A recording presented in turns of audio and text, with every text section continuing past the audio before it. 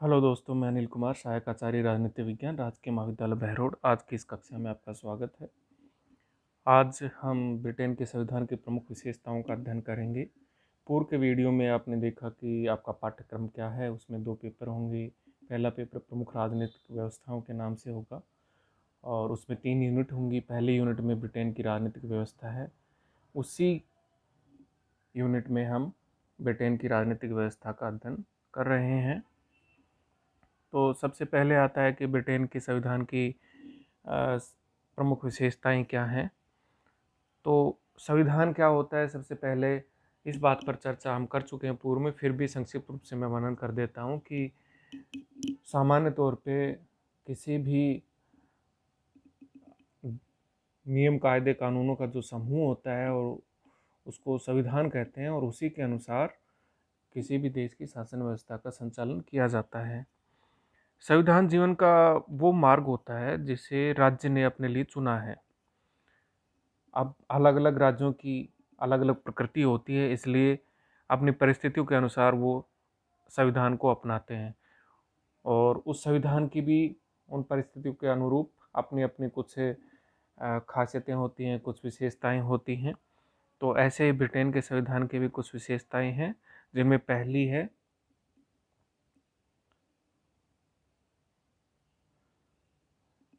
विकसित संविधान। अर्थात ब्रिटेन का संविधान विकसित है, समय के अनुरूप इसने विकास किया है। संविधान 2 तरह का होता है, या तो वो निर्मित है या फिर वो विकसित है। भारत, अमेरिका, फ्रांस और अन्य कई देश हैं जिनके संविधान निर्मित हैं, क्योंकि इनका निर्माण एक समय विशेष में और एक संविधान सभा के द्वारा किया गया था। लेकिन ब्रिटिश संविधान के संदर्भ में हम ऐसा नहीं कह सकते कि उसका निर्माण एक समय विशेष में या काल विशेष में और एक संविधान सभा के द्वारा किया गया हो। ब्रिटेन के संविधान ने तो कई सदियों में वर्तमान स्वरूप ग्रहण किया है। सबसे पहले यहाँ 19वीं सदी में राजतंत्र की स्थापना हुई, फिर 13वीं सदी में यहाँ संसद का प्रचलन शुरू हुआ और 17वीं सदी में फिर यहाँ संसद की संप्रभुता या सर्वोच्चता स्थापित हो गई। और उसके बाद का संवैधानिक इतिहास जो है ब्रिटेन का, वो लोकतंत्रीकरण या प्रजातंत्रीकरण की कहानी है, गाथा है। इस दृष्टि से ब्रिटिश संविधान की तुलना एक ऐसे विशाल भवन से की जा सकती है जिसके अलग अलग भाग अलग अलग समय के ऊपर निर्मित किए गए हैं। दूसरी विशेषता है अलिखित संविधान। संविधान 2 तरह का होता है, लिखित या अलिखित। दुनिया के ज़्यादातर संविधान हमने पूर्व के वीडियो में देखा था कि लिखित हैं, लेकिन ब्रिटेन का संविधान इस मामले में अद्वितीय है कि वो लिखा हुआ नहीं है, ज़्यादातर अभिसमयों के ऊपर आधारित है, अर्थात परंपराओं पर आधारित है। और अंग्रेज लोग आमतौर पे सिद्धांतवादी कम होते हैं और व्यवहारवादी ज़्यादा होते हैं, और इसी कारण उनमें क्या होता है कि संविधान को लिपिबद्ध करने के प्रति हमेशा से ही अनिच्छा बनी रही। वो नहीं चाहते कि जो नियम कायदे कानून हैं वो लिखे जाएं। वो तो उनका सिद्धांत व्यवहारिक तौर पे पालन करते हैं, सिद्धांत के रूप में नहीं, व्यवहारिक तौर पर पालन करते हैं। हालांकि ब्रिटिश कानून में कुछ लिखित अंश भी हैं और परंपराओं के रूप में ज़्यादातर अलिखित ही है। संविधान की तीसरी विशेषता है लचीला या सुपरिवर्तनशील संविधान। इस मामले में भी संविधान की 2 कैटेगरी होती हैं, लचीला या कठोर संविधान। तो ब्रिटेन का संविधान लचीला संविधान है, उसमें परिवर्तन करना बहुत आसान है, सरल है, इसलिए ये लचीला या सुपरिवर्तनशील संविधान कहलाता है। और संविधान में जब लचीलापन होता है तो साधारण कानून और संवैधानिक कानून के मध्य अंतर समाप्त हो जाता है। ऐसा ही ब्रिटेन के संविधान के संदर्भ में है कि वहाँ सामान्य कानून और संवैधानिक कानून के मध्य कोई अंतर या भेद नहीं पाया जाता है। अगली विशेषता है सिद्धांत और व्यवहार में अंतर। ब्रिटिश संविधान का एक महत्वपूर्ण लक्षण सिद्धांत और व्यवहार में अंतर है। प्रसिद्ध विद्वान मुन्नो ने लिखा है कि ब्रिटिश शासन में जो कुछ दिखाई देता है वह वास्तव में है नहीं, और जो है वह दिखाई नहीं देता। जैसे कि संविधान के संदर्भ में ही हम कहें कि सैद्धांतिक दृष्टि से इंग्लैंड में राजतंत्र है, किंतु व्यवहार में वहाँ पर राजा का शासन है, राजतंत्र स्थापित है। दूसरी बात है कि सैद्धांतिक दृष्टि से इंग्लैंड की शासन व्यवस्था में शक्ति का पृथक्करण पाया जाता है, क्योंकि वहाँ की कानून निर्माण शक्ति संसद में निहित है, कार्यपालिका शक्ति मंत्रिमंडल में निहित है, या कार्यपालिका शक्ति मंत्रिमंडल में निहित है, और न्यायिक शक्ति न्यायपालिका में निहित है। किंतु इंग्लैंड में संसदात्मक शासन व्यवस्था है और वहाँ शक्तियों के पृथक्करण के स्थान पर शक्तियों का केंद्रीकरण या सामंजस्य देखा जाता है। और तीसरी बात है कि सैद्धांतिक दृष्टि से ब्रिटिश संसद जो है वो कैबिनेट पर नियंत्रण रखती है, लेकिन वास्तविक तौर पर यह स्थिति बिल्कुल विपरीत है, उलट है, और कैबिनेट ही संसद के ऊपर नियंत्रण रखती है। अगली विशेषता है संसदात्मक प्रजातंत्र। ब्रिटेन में संसदीय प्रजातंत्र को अपनाया गया है और ब्रिटिश शासन व्यवस्था इस मामले में एक आदर्श है। संसदात्मक शासन व्यवस्था में हम देखें तो आमतौर पर 3 लक्षण होते हैं: दोहरी कार्यपालिका, व्यवस्थापिका और कार्यपालिका में घनिष्ठ संबंध, और तीसरी बात है कार्यपालिका के कार्यकाल में अनिश्चितता। तो ये तीनों ही लक्षण ब्रिटेन के संविधान में देखे जा सकते हैं। ब्रिटिश सम्राट कार्यपालिका का नाममात्र का प्रधान होता है और प्रधानमंत्री तथा कैबिनेट कार्यपालिका के वास्तविक प्रधान होते हैं। इंग्लैंड में कार्यपालिका और व्यवस्थापिका में बड़ा घनिष्ठ संबंध है, और चूँकि हमने भी संविधान में ये चीज़ें वहीं से ली हैं, तो हमारे यहाँ भी कार्यपालिका और व्यवस्थापिका में घनिष्ठ संबंध पाया जाता है। कार्यपालिका व्यवस्थापिका में से ही ली जाती है। ब्रिटेन में भी ऐसा ही है और हमारे देश में भी ऐसा ही है। संसदीय लोकतंत्र की या प्रजातंत्र की एक प्रमुख विशेषता है, तो ये वहाँ पर पाई जाती है। कार्यपालिका के सदस्य कानून निर्माण कार्य में भी संसद का नेतृत्व करते हैं। इस प्रकार व्यवस्थापिका अर्थात संसद कानून निर्माण कार्य के साथ साथ प्रशासन पर भी नियंत्रण रखती है। इसके अतिरिक्त हम देखें तो राजनीतिक कार्यपालिका अर्थात कैबिनेट का कार्यकाल भी लोक सदन के विश्वास पर निर्भर करता है। अगला बिंदु है संसद की सर्वोच्चता या प्रभुसत्ता। ये एक बहुत ही अनुपम विशेषता है ब्रिटेन के संविधान की, और इस संबंध में डीलॉम के कथन को हम देख सकते हैं, जिसने कहा कि ब्रिटेन की संसद इतनी शक्तिशाली है कि वो एक पुरुष को स्त्री और स्त्री को पुरुष बनाने के अलावा बाकी सब कुछ कर सकती है, और वास्तव में बहुत शक्तिशाली है। और ये शक्तिशाली होने के कारण क्या है? तो पहला कारण है कि वहाँ पर एकात्मक शासन व्यवस्था है। कानून निर्माण केवल वहाँ की संसद करती है। जैसे हम अमेरिका का उदाहरण देखें या भारत का उदाहरण देखें तो यहाँ संघात्मक शासन व्यवस्था है, इसलिए कानून निर्माण की शक्ति संघ के पास भी होती है और राज्यों के पास भी होती है। लेकिन चूंकि ब्रिटेन में एकात्मक शासन व्यवस्था है, इसलिए वहाँ कानून निर्माण की शक्ति सिर्फ और सिर्फ वहाँ की जो सरकार है, संसद है, उसी के पास होती है। तो वही कानून निर्माण कर सकती है। राज्य है ही नहीं, वहाँ प्रांत है ही नहीं, तो वहाँ तो कानून निर्माण हो नहीं सकता। दूसरी बात है कि संविधान वहाँ बहुत लचीला है, इसलिए साधारण बहुमत से ही वहाँ संविधान में परिवर्तन हो जाता है, संशोधन हो जाता है। और तीसरी बात है कि वहाँ न्यायिक पुनरावलोकन नहीं है, जैसा कि अमेरिका या भारत के संविधान में है कि अगर संसद ने ऐसा कोई कानून निर्मित कर दिया जो संविधान का अतिक्रमण करता है, तो उसको न्यायालय में चुनौती दी जा सकती है।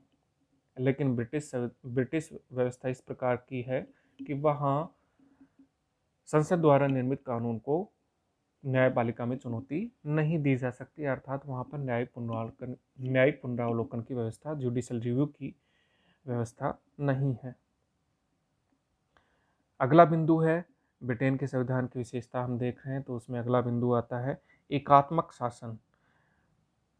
ब्रिटेन एक सुगठित इकाई है और इसलिए शायद ब्रिटेन में एकात्मक शासन को अपनाया गया है। संविधान के द्वारा शासन की समस्त शक्ति केंद्रीय सरकार में निहित कर दी गई है। भारत के संदर्भ में हम देखें या अमेरिका के संदर्भ में हम देखें तो यहाँ पर संघात्मक शासन व्यवस्था और शक्तियों को बांटा गया है, विभाजित किया गया है, लेकिन वहाँ तमाम तरह की शक्तियाँ एक ही जगह निहित है, उनका केंद्रीकरण किया गया है। और यह केंद्रीय सरकार की संपूर्ण देश के शासन का जो केंद्रीकरण है शक्तियों का, उसी के द्वारा समस्त देश का शासन संचालन किया जाता है। हालांकि प्रशासनिक सुविधा की दृष्टि से केंद्रीय सरकार के द्वारा स्थानीय प्रशासनिक इकाइयों की स्थापना कर दी जाती है और इन स्थानीय इकाइयों को पर्याप्त शक्तियाँ भी प्राप्त होती हैं। लेकिन शासन व्यवस्था एकात्मक होने के कारण इन स्थानीय प्रशासनिक इकाइयों को अपना अस्तित्व और शक्तियाँ संविधान से नहीं अपितु केंद्रीय सरकार से प्राप्त होती हैं और स्वाभाविक रूप से उनका अस्तित्व तथा शक्तियाँ केंद्रीय सरकार की इच्छा पर निर्भर करता है। मतलब यह है कि वहाँ पर प्रांत नहीं है, एकात्मक शासन व्यवस्था है। और सीधे सरल शब्दों में हम कहें तो कानून निर्माण की शक्ति सिर्फ और सिर्फ वहाँ की संसद की है। तो फिर प्रशासनिक सुविधा की दृष्टि से सारे देश को अलग अलग टुकड़ों में या खंडों में विभाजित कर दिया जाता है और वहाँ पर प्रशासनिक अधिकारी नियुक्त कर दिए जाते हैं। उन प्रशासनिक अधिकारियों को कुछ शक्तियाँ आवंटित कर दी जाती हैं। ये शक्तियाँ ये पावर्स किसके द्वारा दी जाती है? संसद के द्वारा दी जाती हैं। और ये शक्तियाँ जो दी जाती है संसद के द्वारा दी जाती है, संविधान के द्वारा नहीं दी जाती। जैसा भारत के संदर्भ में है या यूएसए के संविधान के संदर्भ में है, राज्यों को अपनी शक्तियाँ कहाँ प्राप्त होती हैं? संविधान से। संविधान में लिखा हुआ है, अनुसूचियाँ बना रखी हैं, संघ सूची, राज्य सूची, समवर्ती सूची। तो संघ सूची के ऊपर कानून निर्माण की शक्ति केंद्र सरकार के पास होती है, राज्य सूची के ऊपर कानून निर्माण की शक्ति राज्य सरकारों के पास होती है, प्रांतों के पास होती है, और समवर्ती सूची में दोनों कानून बना सकते हैं। लेकिन अगर केंद्र ने कानून बना दिया तो वो प्रभावी होगा। लेकिन ब्रिटेन में ऐसा है कि कानून बनाने की शक्ति सिर्फ और सिर्फ संसद के पास है और प्रशासनिक सुविधा की दृष्टि से देश को अलग अलग इकाइयों में बांटा गया है और इन इकाइयों में जो प्रशासनिक अधिकारी होते हैं वो अपनी शक्तियाँ संसद से प्राप्त करते हैं, ना कि संविधान से। इसलिए वहाँ पर एकात्मक शासन है। अगला बिंदु आता है विधि का शासन। ये एक ऐसी चीज़ है छात्रों जिसके ऊपर ब्रिटिश लोग बहुत ज़्यादा गर्व करते हैं। तो ये विधि का शासन होता क्या है, इसके बारे में सबसे पहले डायसी ने बात की थी। और ये होता क्या है इसके बारे में हम बात करें तो एक तो होता है व्यक्ति अपनी इच्छा से कार्य करे, शासक अपनी इच्छा से कार्य करे, मर्जी से कानून बनाए और स्वयं को कानूनों से परे रखे। लेकिन ब्रिटेन में ये व्यवस्था बहुत पुरानी है और वहाँ पर ये व्यवस्था है कि कानून के अधीन रहते हैं सब लोग, भले ही वो एक छोटे से छोटा कर्मचारी हो या प्रधानमंत्री हो, सबके ऊपर कानून समान रूप से लागू होता है। इसी को कहते हैं विधि का शासन। विधि को सबके ऊपर समान रूप से आच्छादित होने का अधिकार है।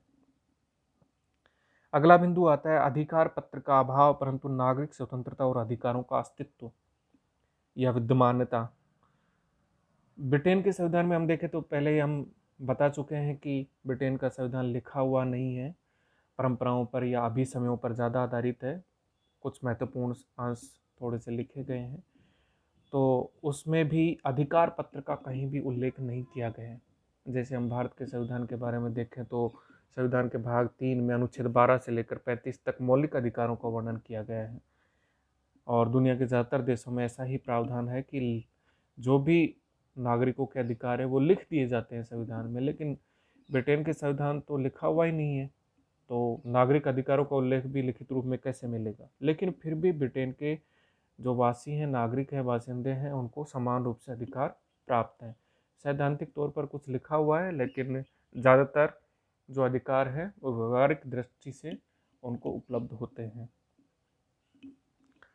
अगला बिंदु आता है मिश्रित शासन प्रणाली। ब्रिटिश संविधान एक निर्मित नहीं वरन विकसित संविधान है। एक ही समय पर पूर्ण संविधान का निर्माण करने के बजाय संविधान को परिस्थितियों के अनुसार ढाला जाता रहा है। जैसे जैसे समय बदलता रहा वैसे वैसे उसके अनुरूप परिवर्तन होता रहा। परिस्थितियों में जैसे बदलाव आए उसी हिसाब से संविधान में भी बदलाव कर दिया गया।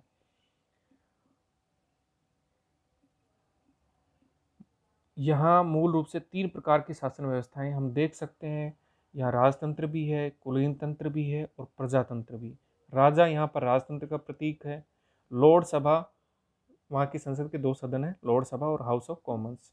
तो लोकसभा है वो कुलीन तंत्र का प्रतीक है, और जो विधायिका है यानी हाउस ऑफ कॉमन्स जो कि दूसरा अंग है, लोकप्रिय सदन है, तो ये जो लोकप्रिय सदन है ये लोकतंत्र का उदाहरण है।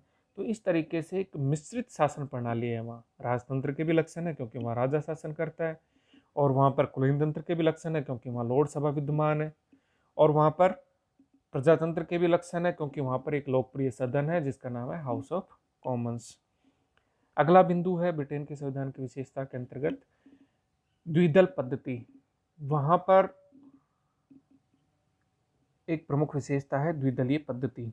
ब्रिटेन में राजनीतिक दलों के संगठन के संबंध में स्वतंत्रता है, पूरी तरह से आज़ादी है, कितने ही दल निर्मित किए जा सकते हैं, कोई पाबंदी नहीं है, प्रतिबंध नहीं है।